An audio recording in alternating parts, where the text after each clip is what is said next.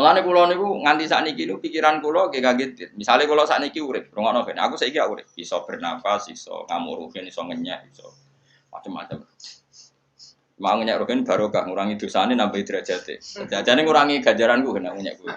Tapi kan stokku ganjaranku akeh ra apa-apa lah. Dadi tak kena.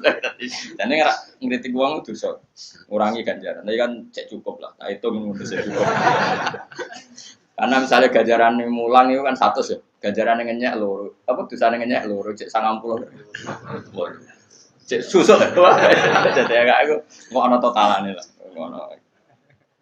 Karena aku mulang rugen ganjaran 100. Ngenyek Mustafa paling siji lah gak nganti loro. Berarti cek biro 90. Sama. Tapi nek ngenyek Mustafa langsung dosa tok. Kan kowe ora mulang dene. Jadi kok niru aku ora oleh gitu.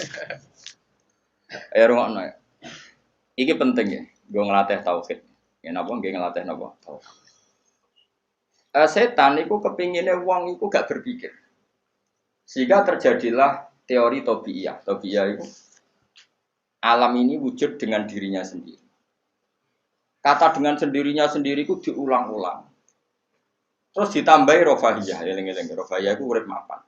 Butuh kelon-kelon, butuh mangan-mangan, butuh turu-turu, butuh dugem-dugem.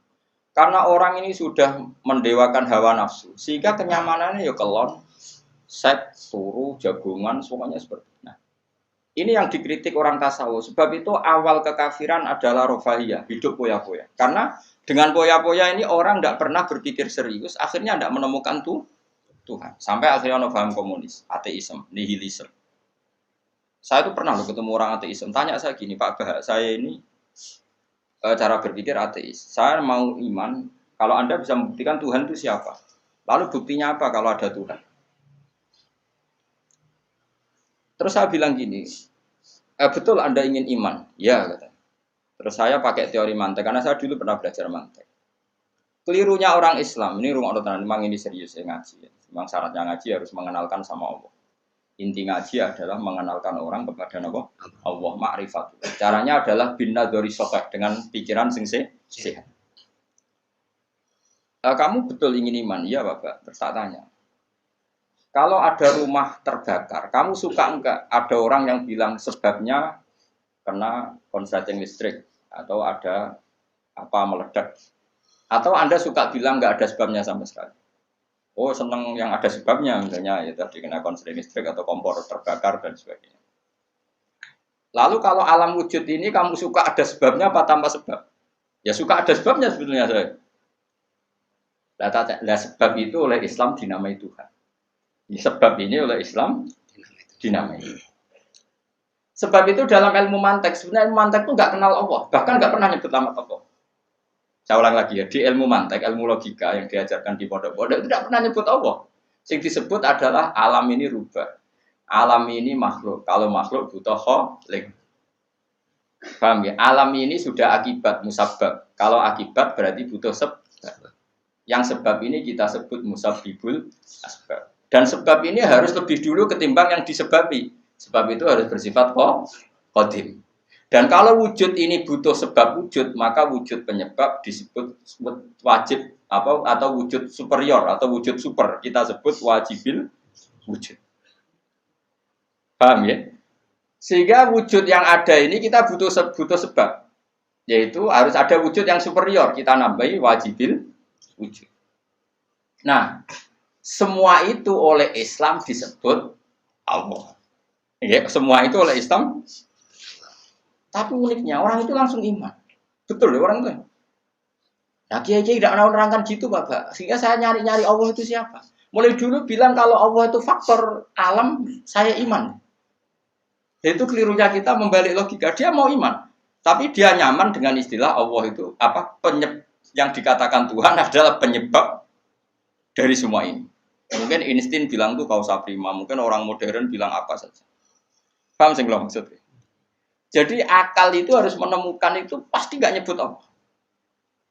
Nah Islam yang mengatakan itu, coba sama cek saja. Ketika Allah mengenalkan dirinya, Iqra bismi rabbikal ladzi khalaq. Allah itu zat yang menciptakan. Khalaqal insana min 'alaq. Itu nggak pernah nyebut dirinya Allah. Ya Yohanes wa'budu rabbakum. Rabbakum itu siapa? Alladzi khalaqakum walladzina min qablikum. Tuhanmu itu siapa? Yang menciptakan kamu, yang menciptakan orang sebelum kamu. Sebagian ayat saya kata Allah nyembahlah saya. Saya itu siapa? Zat yang menciptakan langit. Nah, kemudian sifat-sifat ini oleh Islam yang punya sifat itu dinamai. Tapi kelirunya kiai-kiai kalau nerangkan langsung Allah, tentu PKI pikirannya Allah itu siapa? Padahal akal hanya punya rumus alam ini butuh penyebab. Penyebab ini kita sebut musabibul asbab atau kausa prima atau wajibil wujud. Yang Islam secara agama menamai itu Allah. Itu langsung Allah, nah langsung Allah mesti ditanyakan Allah itu siapa? Paham ya? Nah itu kelirunya kita. Kita juga ikut keliru dalam apa? Merekonstruksi apa? Bangunan apa tahu? Makanya di Quran tuh sering nyebutnya itu apa? Sifatnya dulu.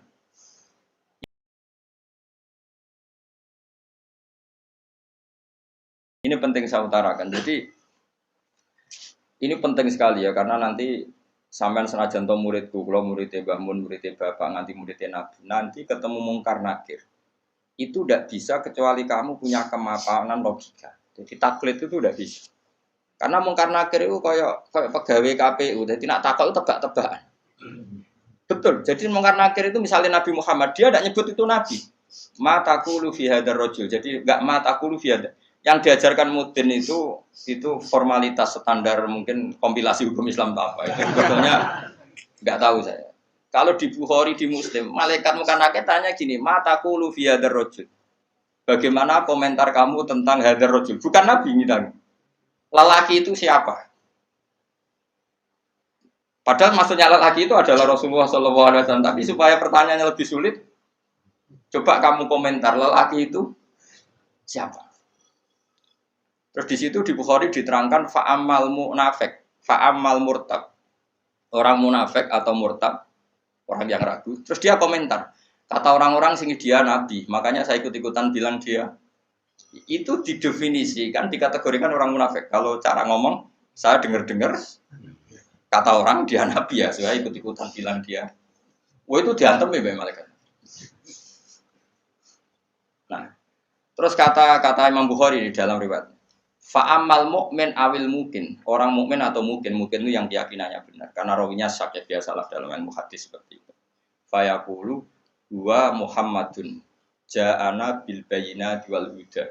Fa'amanna bihi wa saddaqnahu. Kata-kata bil bayyinah. Orang itu adalah Muhammad. Dia nabi yang datang ke kita bil bayyinat dengan bukti yang begitu jelas. Maknanya bayyinat wal huda dan membawa petunjuk. Misalnya begini, ini yang saya alami. Kamu boleh copy paste, boleh ngeblat pikiran saya, tapi saya tidak menjamin mungkar nakir mengasisi, karena syaratnya harus dari pikirannya sendiri. Tapi kita warai kerpean ya, misalnya begini, ini saya dan saya tanggung jawab sampai ketemu Allah. Aku roh kanjeng Nabi nak Nabi itu mergo ajaran sholat. Saya loh, meskipun saya tentu sudah iman dengan barokahnya Quran, hadis, guru-guru kita sudah iman. Tapi aku roh Nabi nak Nabi tenan itu gara-gara sholat. Yaitu Nabi ngendikan as-sholatu imaduddin, sholat itu cagai aku. Coba kalau dia seorang raja, ngapain menjadikan orang dikon sujud ning pangeran, dikon rukuk, dikon happy mek pangeran. Itu satu, as-sholatu imaduddin. Terus Nabi ku mati-matian, nah ono sahabat gak sholat jamaah. Itu jare Nabi sekali-kali wong tak kon ngimami santri, aku gak ngimami. Ape moro mae wong-wong sing ora sholat apa? Jamaah tak obonge. Itu dua. Tiga, Nabi itu ketika perang itu kondisi paling emergen, ikut tetap sholat. Bahkan Nabi saking senengnya sholat itu nak lungo, kok sholat sunat, iku ainama tawajjah dwi rohilatu, kadang madem ngetan, madem ngulon, sementing iso sholat. Terus Nabi nak muji sholat itu sundul langit, saking muji ini sundul langit, buat suilat kurrotu aini fi sholat, aku ayam nak wes sholat. Sifat ini sifat raja apa sifat orang yang dekat Allah? Itu pasti nubuah, gak mungkin orang akal sehat. Misalnya orang ingin jadi presiden, kepinginnya ya suworo, kepingin jadi rojo, kepinginnya monarki anak turunnya jadi. Ini ndak itu semua. Gak mungkin kalau gak nabi kok orang punya berpikir sholat itu, paham? Dong teman. Jadi gak mungkin ide sholat itu kalau gak keluar dari seorang nabi. Dan itu dibuktikan perang ya sholat, bahkan beliau mewajibkan angger wong ijakno nyawane wajib ra iso ngadeg lugu, ra iso lugu, laya-laya ra iso mengkas-mengkis lah sholat ning atine. Pokoknya yang berbau sholat bahkan nggak ditoleransi ditinggal sama sekali karena ini hubungan manusia dan Tuhan dan Allah.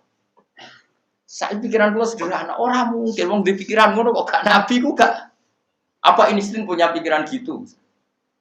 Isaac Newton misalnya atau tokoh dunia Aristoteles, Plato meskipun bisa udah menemukan benda ini relatif. Ya mesti ya relatif. Misalnya manuk doro.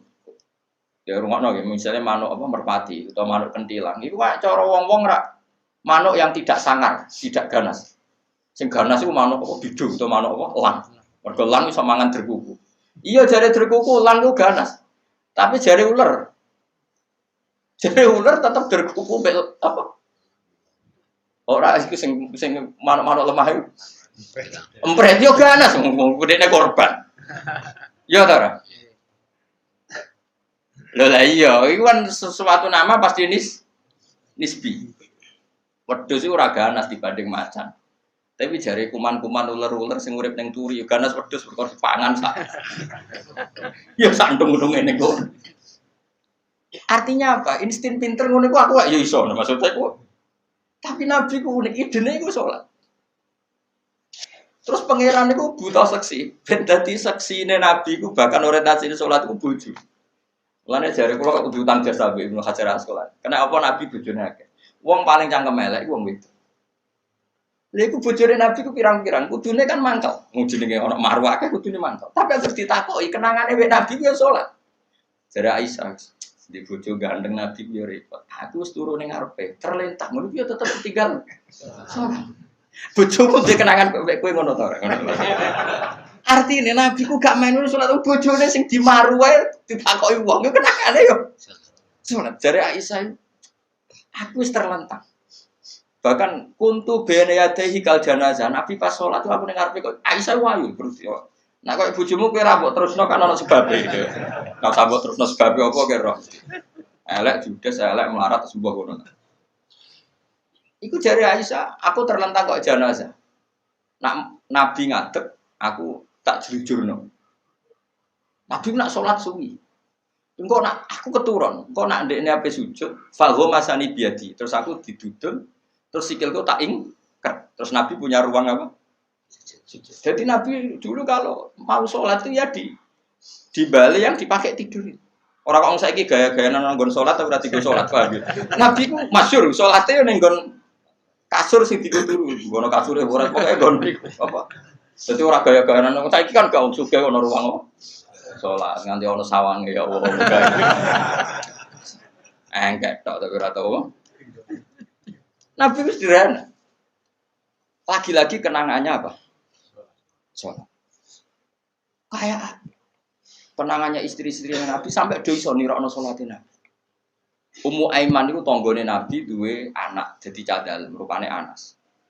Dolan ning gone Anas. Iku yo bareng dolan berarti sugoi. Ndi jong kowe tak kei hadiah. Napa ya Rasulullah? Ayu maudhi'in tuhibbu an usolliya fi di panggonan sing kowe seneng aku salat niku. Niki ya Rasulullah, jare Anas kenangane.